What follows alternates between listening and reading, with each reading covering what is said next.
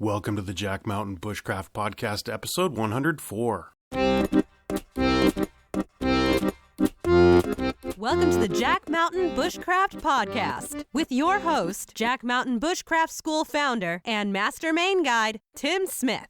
I'm your host, Tim Smith. I'm a registered Master Main Guide and have been a full-time outdoor instructor and guide since founding the Jack Mountain Bushcraft School in 1999. We help people become more skilled, more knowledgeable, more experienced, and more confident in the natural world through our bushcraft and guide training semester programs and multi-week canoe and snowshoe expeditions. You can check out the show notes to all of our podcasts at blog.jackmtn.com. If you're interested in learning more about our college-accredited and GI Bill-approved programs, visit the Jack Mountain Bushcraft School on the web at jackmtn.com. And check out our online network and digital learning academy at bushcraftschool.com. Hello and welcome back to the Jack Mountain Bushcraft Podcast. I'm your host, Tim Smith. We are just past halfway day on our spring 2021 wilderness guide training semester. We're headed out today for our first multi-day river trip. Next week, headed out on the Allagash Wilderness Waterway, and we'll do a big Aroostook trip in a couple of weeks. So things at the field school are busy. The fiddleheads are finally coming up, and the flies are out as well. And while that can be a pain, it also means that the fishing is as good as it gets all year around here. So things are busy, things are buzzing, not just the flies. We're enjoying a wonderful course. We're having a really good time with the people on the course. But we still have some room in some of our summer programs. So if you're interested in learning how to get by in the woods with less stuff, consider coming out for our 3-week bushcraft and canoe expedition program this summer. Essentially, it's a week at the field school doing all sorts of skills, and then we take off for 2 weeks on the Allagash. This week on the podcast, we're getting back to our audio book, where I'm reading selections from my book On the Trail, collected snowshoe and canoe trip journals. So without further ado, let's just jump right into it.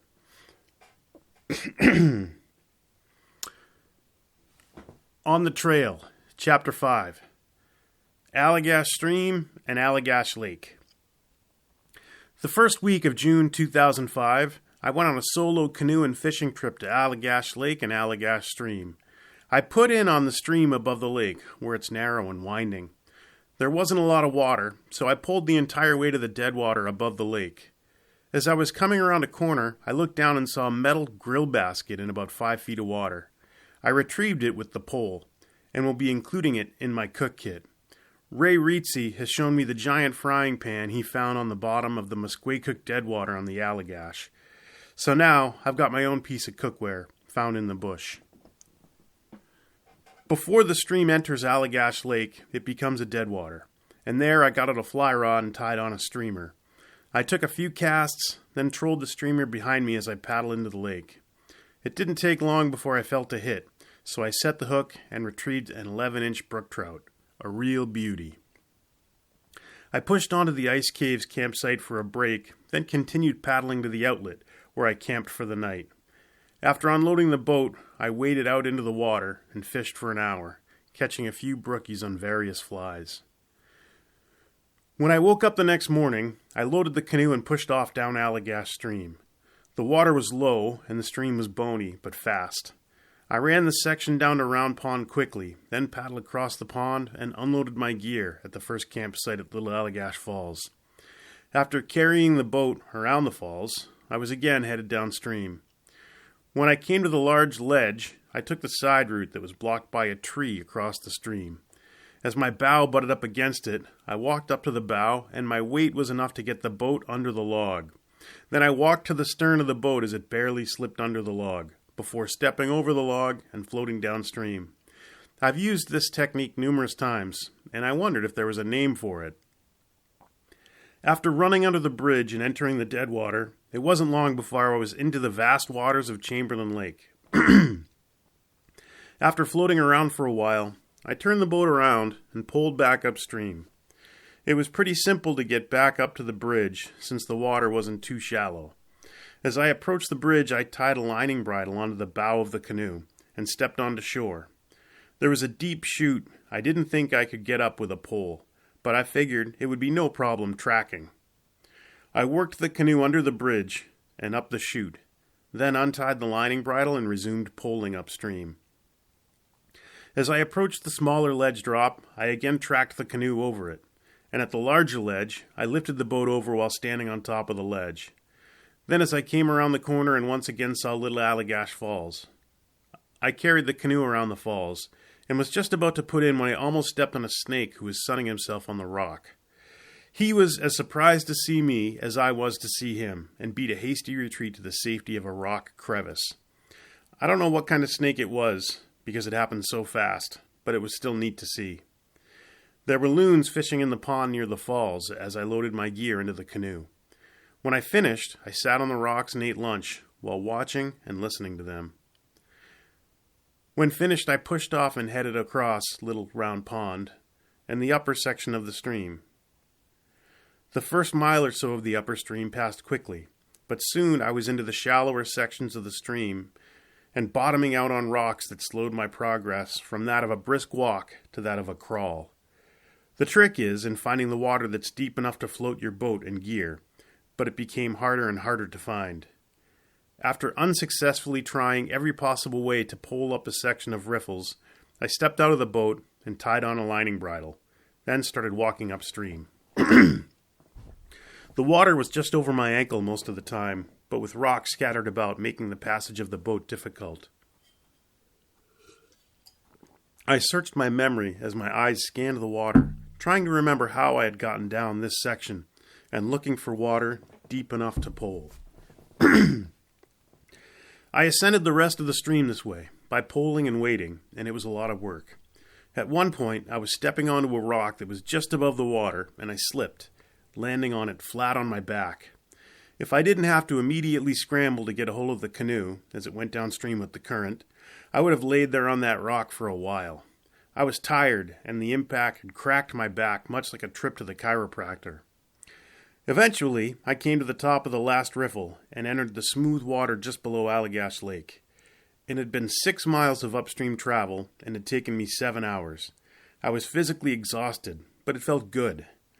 As I entered the lake, I tied on a fly and floated around taking a few casts, then set out for the southern part of the lake before making camp and sleeping soundly. I woke in the morning to a mist-covered lake and trout jumping all around. They were feasting on some hatching insects. The scene was one out of a fly fisherman's dreams, so I packed up and got on the water quickly to take advantage of it. As the morning wore on and I worked my way across the lake and up the stream towards the put-in, I decided to alter my course and take out at Johnson Pond instead of struggling with the low water in the upper stream. So I dragged my canoe through the tunnel under the alders and over several beaver dams until I emerged at Johnson Pond, then paddled across to the takeout. After unloading my gear, I started the 4-mile walk to the truck. The sun was shining with a few cumulus clouds dotting the sky, and my long pants, long sleeves, hat, and head net protected me from the relentless mosquitoes and the horseflies.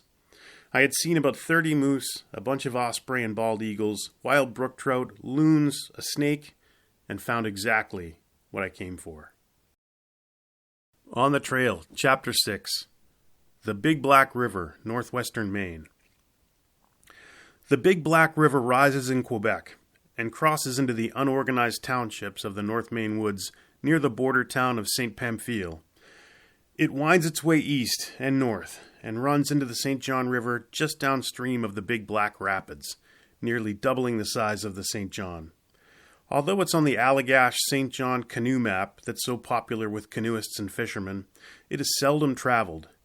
Many times I've come down the St. John and past the point where it flows in from the west, wondering what's upstream and what kind of trip it is. This spring I found out. I met the party I was guiding at Pelletier's Campground in St. Francis on May 9th, 2006. Proprietor Norman L'Italien has provided me with outstanding service over the years, shuttling vehicles and dropping me off with clients, and has a beautiful campground on the bank of the St. John.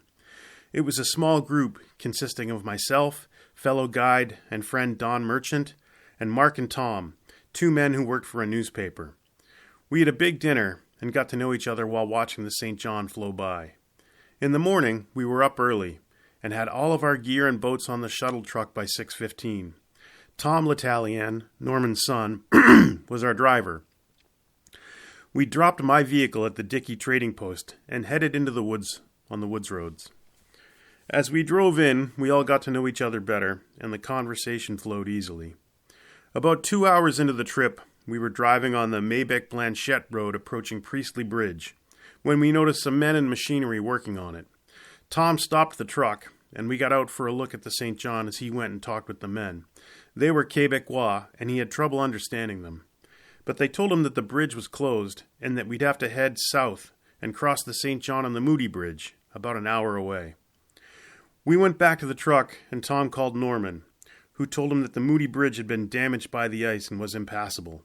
Norman knew the foreman of the bridge crew from his days working in the woods, and spoke with him on the cell phone.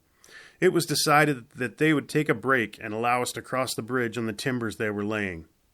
In 10 minutes we were across the bridge and heading for the border at St. Pamphile.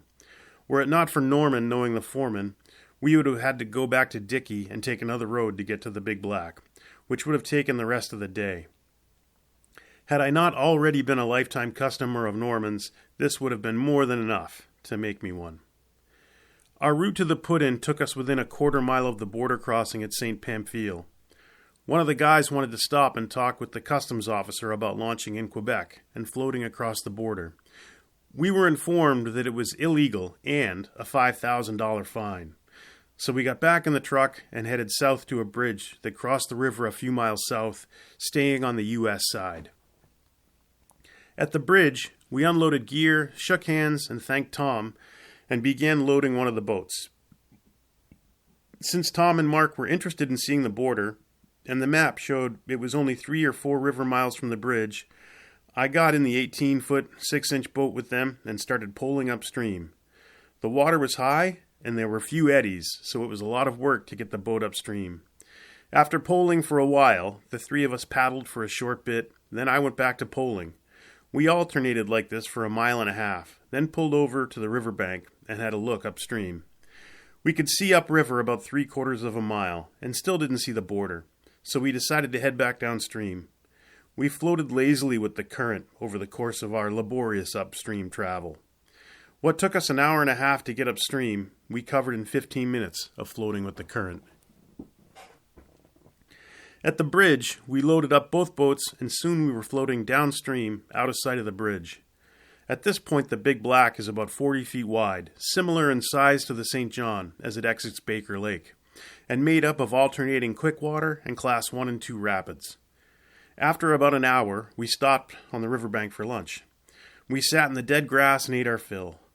By habit, I was investigating the muddy riverbanks for tracks, and found clear moose and deer prints.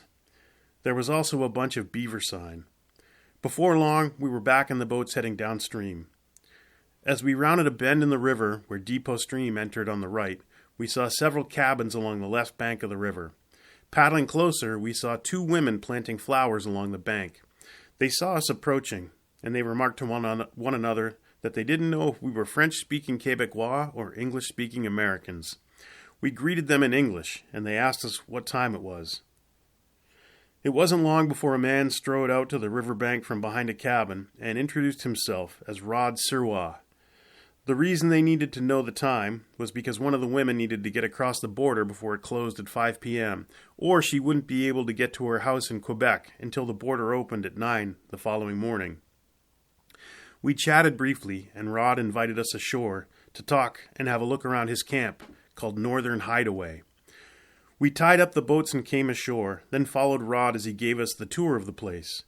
We settled into a log cabin and chatted for a while. Rod shared his stories of raising coyote pups and showed us some of the artifacts he's collected on his travels through the North Woods. Before long, our hosts had to leave for the border, so we said goodbye and headed downstream. It was late in the day, so we started looking for a spot to camp. We found it in a small clearing that Don had happened to spot from the river. Once ashore and unloaded, we got some firewood and got a fire going. I built a tripod pot suspension system and put some water on to boil, then wove several grills out of sticks on which to cook our steaks. We rounded out the meal with sourdough biscuits, brown rice, fresh asparagus, and had brownies for dessert. With full bellies, we turned in one by one and slept soundly. In the morning, we had oats and sausage for breakfast, then loaded up the boats. We had been watching and listening to the birds all morning, and Mark, whose knowledge of birds was encyclopedic, identified 2 merlins and witnessed them copulating. We paddled downriver with clouds building throughout the day. After a lunch stop in a riverside meadow, we paddled up several bogans that led into the 9-mile deadwater. We pushed on until we found a nice camp alongside a large stream that came in from the left. Immediately after landing, we rigged a ridgepole and set up the tarp. Just as we were finishing it, it began to rain, and continued to rain for about an hour. We got dinner going and made a few improvements to the campsite before starting a fire and baking biscuits. We decided to spend another night at this campsite and spend the day exploring and improving the camp. As darkness fell, it was considerably cooler. In the morning, we had a hard frost. Some snow had fallen during the night, but there was no accumulation. We had sourdough pancakes and sausage for breakfast. Then we spent some time sharpening knives and axes and busying ourselves cleaning up the campsite.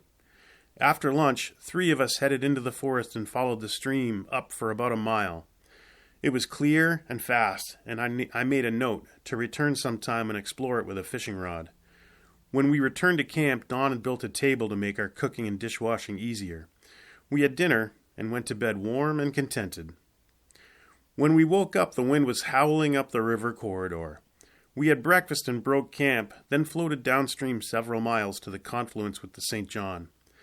The St. John is wide below the confluence, and we worked hard paddling against the strong winds, even though we had the current working in our favor. We stopped at the ferry crossing campsite, located on a bend in the river beyond which was a straight mile-long section with the wind rushing up to meet us. At the campsite were 4 firefighters from western Massachusetts. We made small talk about the river, and they commented on the beauty of our wooden boats. We stayed there for about 20 minutes before pushing on downriver. We paddled until about 3 p.m., then chose to camp for the night at the Ouellette Farm campsite. After setting up camp, our resident birder spotted 2 more merlins on the nest and got several photographs of them. I made dinner, and everyone pitched in to gather firewood. We had a hot dinner, then relaxed around the fire as the stars came out in a crystal clear sky. In the morning, we loaded up and headed downriver for the short trip to Dickey. The wind had died overnight, so we were pushed along quickly by the current. As we approached the Poplar Island campsite, there was a wall of debris 10 feet deep, high up on the bank, a remnant of the ice dam that had been 30 feet deep on the river this past spring. It had ripped the campsite sign down, as well as the sign that read, 3 miles to Big Rapids. We poked around a bit before paddling the last section of river above the rapids. At the head of the rapids, we pulled off the river and unloaded some gear. Since Don has been nursing a shoulder injury, he wasn't going to run the rapid. Mark stayed with him, and Tom and I set off downstream in an empty boat. I pulled down the rapids slowly, hugging the left bank. When we rounded the corner, I stowed the pole and grabbed the paddle, guiding us around the numerous rocks and making sure we hit all the standing waves head on. After the first drop, I grabbed the pole again, slowing us down and picking a route through the second drop. When we entered the second drop, I again stowed the pole for the paddle, and soon we were at the foot of the rapid. We had taken on a little bit of water, as the standing waves were higher than our gunwales, so we pulled off the river and drained the canoe. Then we paddled the remaining mile to the Dickey Bridge. I retrieved the van from the trading post, picked up Don and Mark, and then we all had a relaxing lunch before heading down the road to Pelletier's campground and Mark's car. Paddling a new river is something I didn't think much about as a young man. As time goes by, though, a new adventure and discovering a new piece of ground or section of river has become more exciting as the list of places I've been grows. Because of this trip, the Big Black is no longer a mystery to me. My curiosity and questions about the river have been replaced with fond memories of a great trip. Perfect weather, great companionship, comfortable water levels, nice campsites, no mishaps, all these things contributed to another enjoyable excursion in the great state of Maine. On the Trail, Chapter 8, Maine Winter Camping with No Sleeping Bag. February 2002. I had been up late packing food and gear for our 10-day snowshoe trip in the mountains along the Maine and Quebec border. And after driving 4 hours to the trailhead, I was feeling tired and groggy despite 2 cups of coffee. The temperature had warmed throughout the morning, rising to near freezing and allowing the precipitation that fell to be neither snow nor rain, but ice. As we unloaded the gear onto the 9-foot-high snowbank shoulder of the road, I grabbed my bag and tossed it up to waiting hands on the top. It felt smaller and lighter than I thought it should, so I scrambled up to the top of the snowbank and looked inside of it. All of my personal gear was neatly packed, with the exception of my sleeping bag, which wasn't there. I had 2 problems to solve. First, I had to figure out how to stay warm at night with no sleeping bag. Thankfully, we were traveling with a canvas tent and wood stove, so the solution was obvious. Find and cut large quantities of good firewood. The second problem was how to turn this into a learning opportunity for the group, and not just a forgotten piece of gear. After parking the van at the border, I walked back to the trailhead, put on my snowshoes, and followed their tracks for a mile before seeing the toboggans. People were busy setting up camp, and I immediately started setting up our group tent. Working quickly, I had the tent and stove set up in record time. My motivation was strong, knowing that I needed to make a thick bough bed and gather good firewood before dark or risk freezing overnight. As the sleet fell, I moved as quickly as I could without breaking a sweat. When darkness fell, I had gathered enough boughs for a decent bed and a substantial amount of wood. Had it been 40 below, it wouldn't have been enough, but in the balmy temperatures we were enjoying, it would be sufficient. After dinner, I told the group about how trappers used to travel without sleeping bags or blankets because they didn't have room on their toboggans. It was a common practice for them to sleep in their clothes on a bough bed next to the wood stove. I also related how it was a test of manhood to see who would have to stoke the stove first, and that they'd often be stubbornly pretending to be asleep while the temperature inside the tent had neared the bitter temperature outside. As the candles burned down and people dropped off to sleep, I began to get ready. I put on all the clothes I had and laid some firewood between me and the wood stove to stop me from rolling into it in my sleep. I also stacked wood along the outside of the tent to stop any cold drafts. Before I blew out the candle, I looked at the other 6 people in the tent, all snuggled down into their sleeping bags. I loaded the stove, then blew out the candle. I woke up several times cold during the night and stoked the stove. Once it had gone out completely, and I had to light it again from scratch. When the first light from the pre-dawn sky was visible, I had slept for about 5 hours, compared to everyone else's 9. But I had slept enough, and the following 9 nights I'd sleep better. When it came time to wake the group, I loaded up the stove, got it roaring, and cooked them from their sleeping bags. Shedding beliefs and ideas about what can't be done is worth doing, even if it isn't always easy or comfortable. One result of my career as a guide has been the long trail of shed beliefs. My experience on this trip made me feel more at home in the forest and better able to deal with unplanned situations by forcing me to put knowledge into action. The role of the guide is supposed to be that of an expert who doesn't make mistakes. However well entrenched this belief is, it's false. Every guide that I know has made mistakes, but those worth their salt have dealt with the circumstances and still had a great trip. Maybe this, instead of not making mistakes, should be the mark of experience.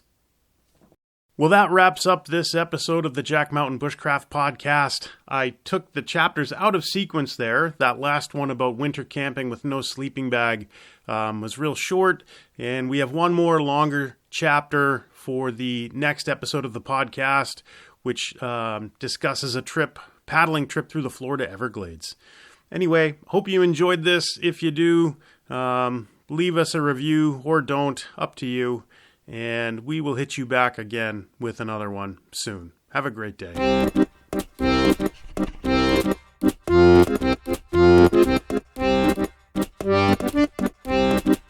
You have been listening to the Jack Mountain Bushcraft Podcast. For more information on our professional wilderness guide training programs that are college accredited and GI Bill approved, visit us on the web at jackmtn.com.